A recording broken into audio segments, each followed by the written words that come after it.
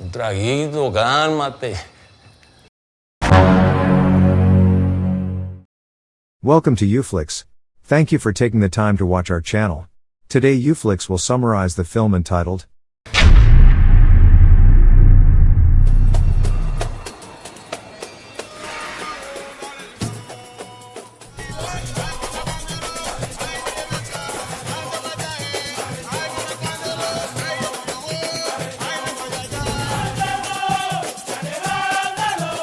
Cerita dibuka dengan sepasang bocah yang memegang seekor babi yang mereka anggap sebagai peliharaan mereka. Dua bocah itu bernama Louis dan Jenny. Orang tua Louis bekerja sebagai tukang daging, sementara Jenny adalah anak dari tetangga Louis. Louis dan Jenny tidak ingin melihat babi yang mereka pelihara itu disembelih oleh bapaknya. Jadi mereka berdua diam-diam membawa babi itu untuk dibiarkan bebas. Di sana juga ada bocah yang bernama Tavo. Ia adalah sepupu Louis. Saat itu Tavo hanya bisa membantu saudaranya itu dengan senyuman Pepsodent. Louis dan Jenny berhasil menyelamatkan babi itu dari persembelihan ayahnya dengan cara melepas babi itu di kuburan yang jauh dari rumahnya. Karena melihat kelakuan unyu-unyu dari Louis, Jenny memberikannya hadiah.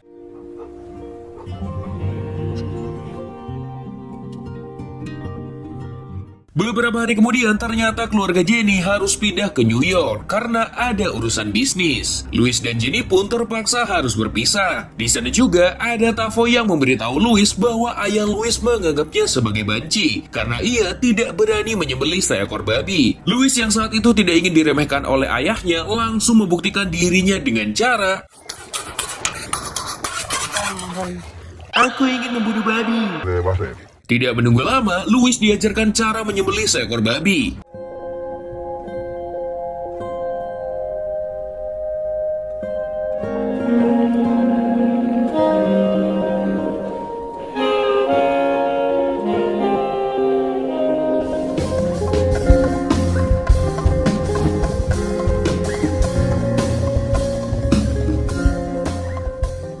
Kini Louis dapat diandalkan oleh ayahnya, tapi sebagai bocah yang masih berjiwa bocil komplek, Louis lebih memilih untuk bermain kebiasaan.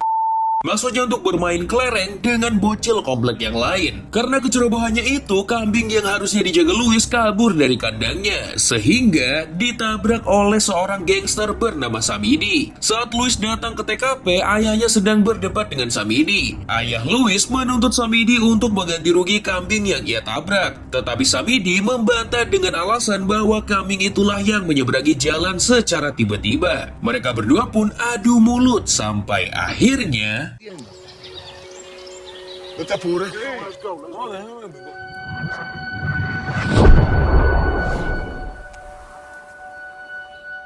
melihat Samidi kabur setelah mengeksekusi ayahnya, Louis mengingat dengan jelas bagaimana detail dari mobil yang dikendarai Samidi kala itu.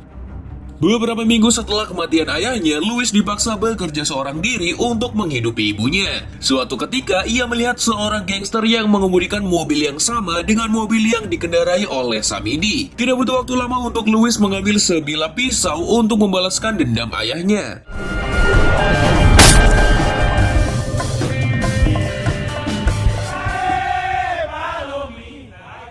Ternyata gangster itu bukanlah Samidi, melainkan jamet nyasar yang ingin merayu ciwi-ciwi San Mori. Karena insiden itu, Louis dimasukkan ke dalam penjara. Di sel itu banyak orang yang lebih tua darinya. Di sana ia dibully dan dipukul berjamaah karena ia tanpa sengaja duduk di tempat orang lain. Muévete, ahora.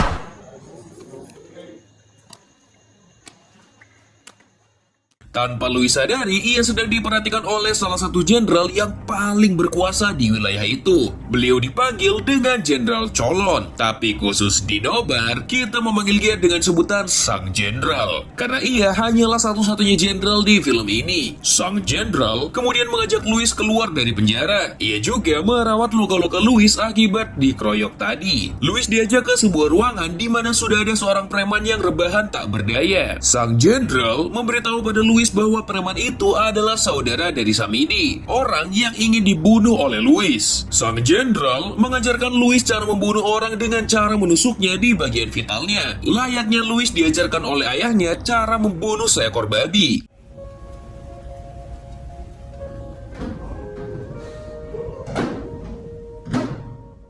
Semenjak hari itu, Louis tinggal dan dibesarkan oleh sang jenderal untuk menjadi mesin pembunuh berdarah dingin yang bersama-sama akan kita panggil sebagai La Soga.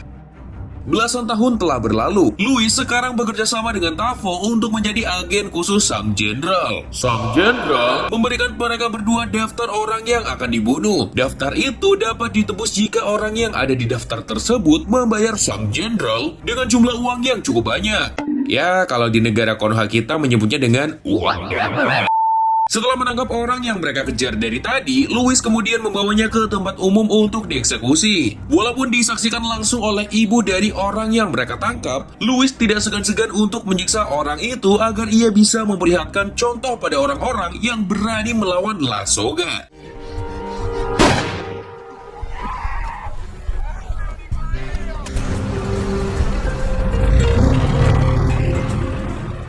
Di kantor pertahanan negara, Louis datang untuk melapor kepada sang jenderal. Di sana, ia bertemu dengan seorang wartawan yang berusaha menggali informasi tentang sang jenderal yang ia anggap korup. Louis juga dikenalkan sang jenderal dengan agen khusus dari USA yang datang untuk menangkap para imigran gelap. Agen itu bernama Bambi. Mendengar hal itu, Louis meminta Bambi untuk mencari tahu informasi tentang keberadaan Samidi sekarang. Karena kabar terakhir yang diketahui Louis tentang Samidi adalah Samidi yang kabur ke New York setelah membunuh ayahnya. Sang jenderal yang melihat itu meminta Louis untuk bersabar.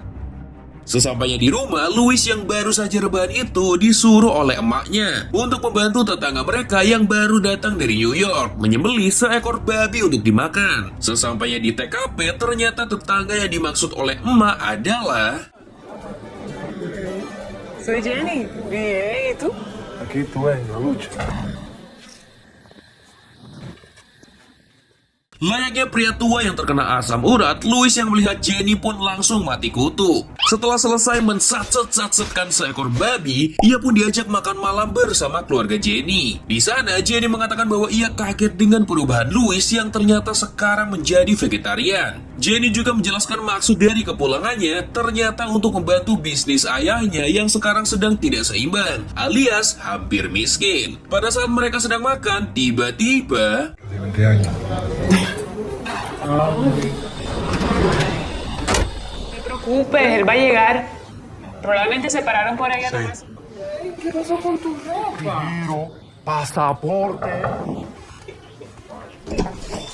Louis yang melihat itu tahu bahwa itu adalah tanda dari La Soga yang akan beraksi. Keesokan harinya, Louis dan Tavo tahu bahwa berandalan yang suka memalak orang-orang yang baru saja landing di bandara adalah seorang preman kampung yang tinggal di pinggiran. Pero para la foto y otro va para el video, tigre. Come tranqui.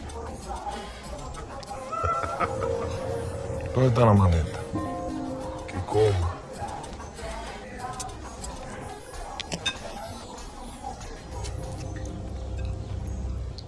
Dan benar saja, mereka berhasil mendapatkan semua barang ayah Jenny yang dipalak kemarin. Preman itu juga sangat ketakutan karena mengetahui orang yang menyergapnya itu adalah La Soga. Tinggal selangkah lagi, jari Tavo menarik pelatuk pistol untuk membunuh preman itu. Akan tetapi, Louis menahannya. Tavo merasa heran dengan tingkah Louis. Tavo pun bertanya kenapa Louis memutuskan untuk tidak membunuh preman itu. Louis hanya menjawab karena preman itu tidak ada dalam daftar sang jenderal. Tapi tanpa Tavo tahu, Louis sebenarnya ingin pensiun menjadi La Soga karena bertemu kembali dengan Jenny. Di rumah Jenny, terlihat ibu Jenny yang membuka pintu rumah dan menemukan semua barang ayah Jenny yang telah kembali dengan utuh. Louis memperhatikan ibu Jenny dari kaca mobilnya.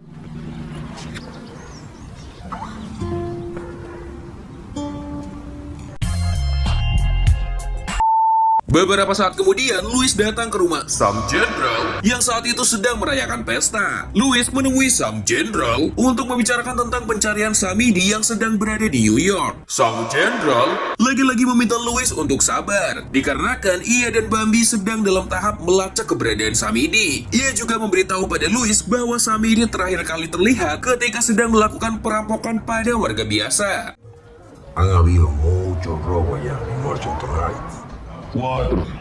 Kita diperlihatkan Samidi dan kawanan gangsternya yang sedang merampok. Di sana terlihat Samidi yang mengancam untuk menggunting pentas seorang istri di hadapan suaminya jika suaminya tidak memberikan mereka uang. 4.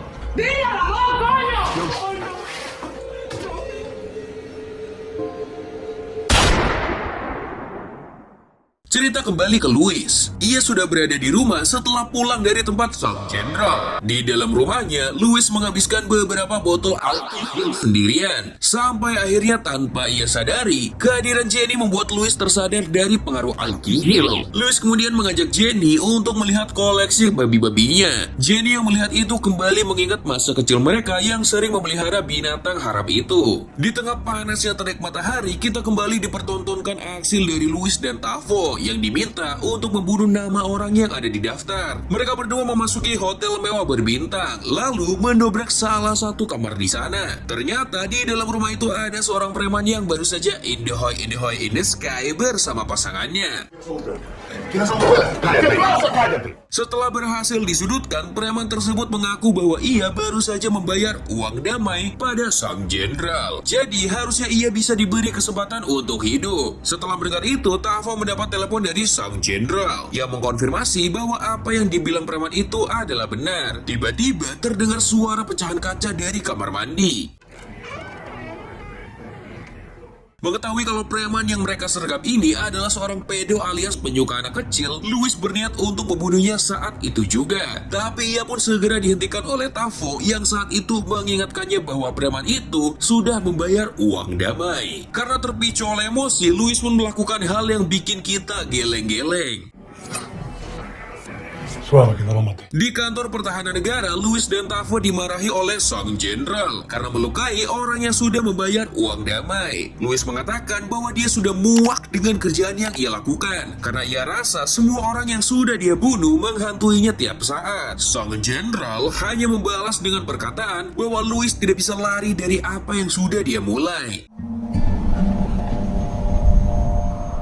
Beberapa saat kemudian kita diperlihatkan dengan Jenny yang dijemput oleh seorang sultan di daerah itu. Sultan itu datang memakai mobil sport dan pakaian yang serba mahal. Setelah Jenny menaiki mobil itu, ia tidak sengaja melihat Louis yang sedang membawa kambingnya jalan-jalan. Dan apa yang dilakukan oleh Jenny ternyata di luar nalar kita semua. Yes. Jenny mengajak Louis untuk malmingan bareng sebelum ia pergi keluar kota beberapa hari lagi. Melihat pintu emas terbuka lebar, Louis mengangguk bagai anjing yang kelaparan. Malamnya, Louis dan Jenny pergi ke suatu klub untuk berjoget ria. Di sana, Jenny menyatakan bahwa dirinya mengagumi Louis yang bekerja sebagai tukang potong daging, tapi mempunyai panutan hidup vegetarian. Louis hanya bisa mengangguk-angguk karena ia masih belum percaya bahwa ia akhirnya bertemu dan bisa malmingan bersama Jenny. Setelah puas bergoyang-goyang di lantai disco, Louis memutuskan untuk mengantar Jenny pulang. Di rumah Jenny, mereka berdua memutuskan untuk berbincang-bincang mesra. Sampai akhirnya, Jenny melakukan hal yang sama seperti mereka kecil dulu. Di sisi lain, kita kembali diperlihatkan dengan Samidi yang berada di New York. Samidi yang baru saja pulang sehabis kopdar mengeluh pada istrinya tentang permasalahan tongkrongannya yang tadi membicarakan bumi itu bulat atau datar. Tapi tanpa ia tahu, tidak lama setelah itu, Samidi mengetahui kalau ia seperti sedang diawasi. Ternyata Samidi didatangi oleh dua agen khusus yang ingin menangkapnya untuk pulang kembali ke tempat asalnya karena ia terhitung sebagai imigran gelap di kota New York. Untungnya, salah satu anak buahnya datang untuk menolong Samidi. Samidi pun berhasil kabur karena diselamatkan oleh anak buahnya itu. Keesokan harinya, Samidi bersembunyi di rumah sepupunya. Tapi tanpa ia tahu, Bambi datang untuk turun tangan secara langsung agar bisa membawa Samidi pulang. Awalnya, sepupu Samidi tidak memberitahu pada Bambi bahwa ia menyembunyikan Samidi. Tapi setelah diancam dengan mengatakan bahwa istri dan anaknya akan dibunuh, sepupu Samidi terpaksa memberitahu keberadaan Samidi.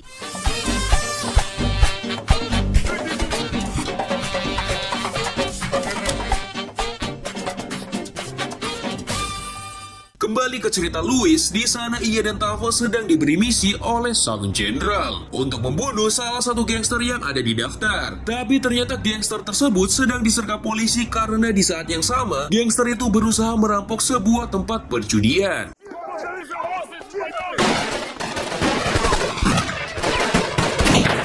Untungnya, para gangster tersebut dapat diamankan oleh para polisi. Louis yang saat itu tidak ingin menerima perintah dari sang jenderal lagi, memutuskan untuk memberontak dengan cara menembak gangster itu di depan reporter yang sedang meliput siaran langsung dari perampokan itu. ¡Apágala! ¡Apaga la cámara, coñazo! ¡Mamá, guapa! Setelah kejadian itu, Louis pergi ke rumah Jenny untuk menemuinya. Tapi Jenny dan ibunya ternyata menonton siaran langsung dari kejadian tadi. Jenny akhirnya mengetahui bahwa kerjaan Louis yang sebenarnya adalah pembunuh. Jenny pun enggan untuk bertemu Louis lagi. Di rumah Tavo, Louis yang sedang galau diberitahu oleh Tavo bahwa Samidi telah berhasil dibawa pulang ke kota mereka. Dengan cepat, Louis langsung tancap gas menuju ke kantor pertahanan negara. Sesampainya mereka berdua di TKP, mereka melihat Samidi yang dibiarkan bebas begitu saja tanpa diborgol.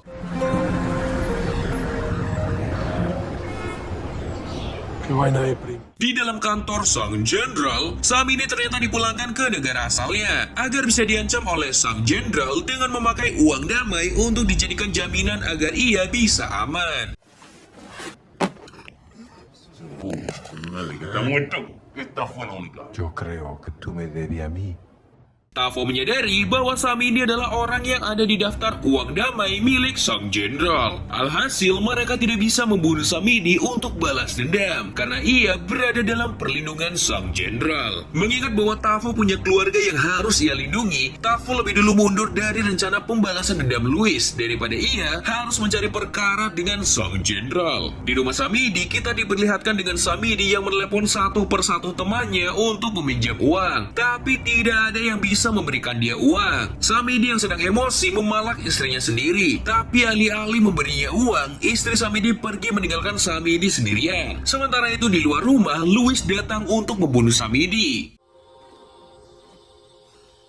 Fue político. Traguito, cálmate.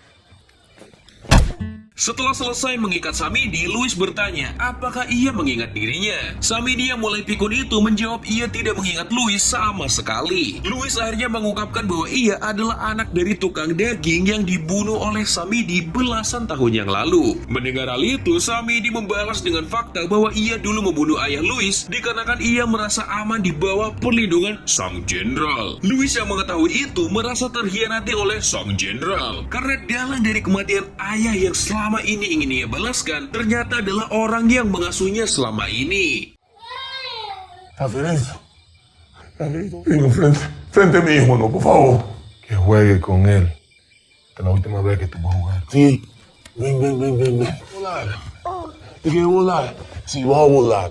Melihat ujung hidupnya berada di ujung pistol Louis, Samidi pun mengajak anaknya bermain di hadapan orang yang ingin membunuhnya. Tidak berapa lama, melihat Samidi yang sangat menyayangi anaknya, Louis tidak mampu menarik pelatuknya. Ia pun memutuskan untuk meninggalkan Samidi dengan anaknya. Keesokan harinya, Louis terbangun dengan berita koran yang dibawa oleh Tavo. Koran itu menulis tentang pembunuhan Samidi dan anaknya yang ditemukan tewas di rumahnya tadi malam. Louis menjadi kebingungan karena ia memutuskan untuk tidak membunuh Samidi. Tavo kemudian memberitahu bahwa ini pasti ulah dari sang jenderal. Mendengar hal itu, Louis tahu bahwa nama Lasogga akan dijadikan sebagai kambing hitam oleh sang jenderal. Ia pun mendapatkan ide untuk melawan rencana sang jenderal tersebut. Ahora, yo soy la soga. Louis bertemu dengan wartawan yang di awal film tadi ingin mengusut berita tentang sang jenderal karena korupsi yang ia lakukan. Tapi sampai sekarang wartawan itu tidak dapat menyentuh informasi tentang sang jenderal. Saat itu juga, Louis menceritakan semua yang dia ketahui dan yang dia kerjakan di bawah perintah sang jenderal. Wartawan yang mendengar semua itu segera menulis semua informasi dari Louis. Tapi menurutnya, semua keterangan Louis masih kurang dikarenakan mereka tidak mempunyai bukti. Louis tiba-tiba teringat bahwa semua berkas daftar nama dan hutang ditaruh di dalam laci meja kantor sang jenderal. Malam harinya, Louis datang menyelinap ke kantor sang jenderal seorang diri. Dengan mudah, ia melewati para penjaga dan masuk untuk mengambil beberapa berkas yang bisa dijadikan bukti. Tapi tiba-tiba...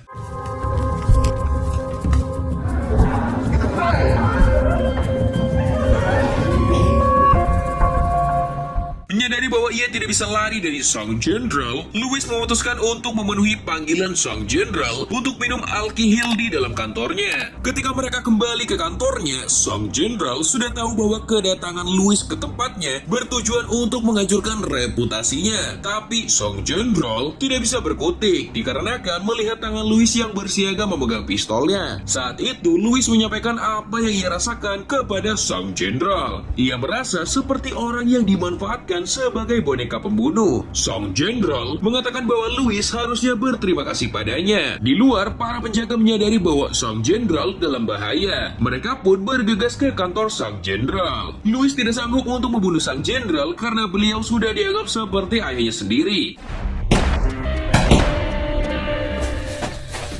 Dame esa maldita escopeta.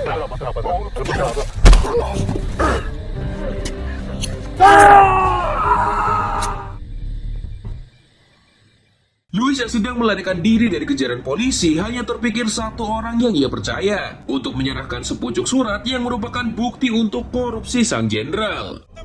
No te muevas.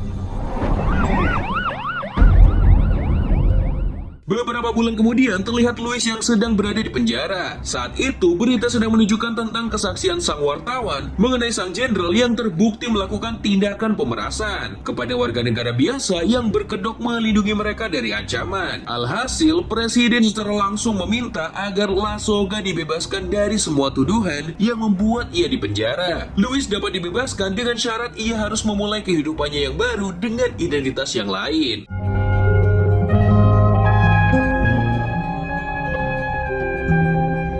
Luis Valerio, alias Lasogga, amor. Di depan penjara, ada Jenny yang sudah menunggunya untuk keluar. Ternyata kertas yang sengaja dijatuhkan oleh Louis tadi berhasil diambil Jenny dan diserahkan pada wartawan. Dan film pun selesai. Thank you for watching.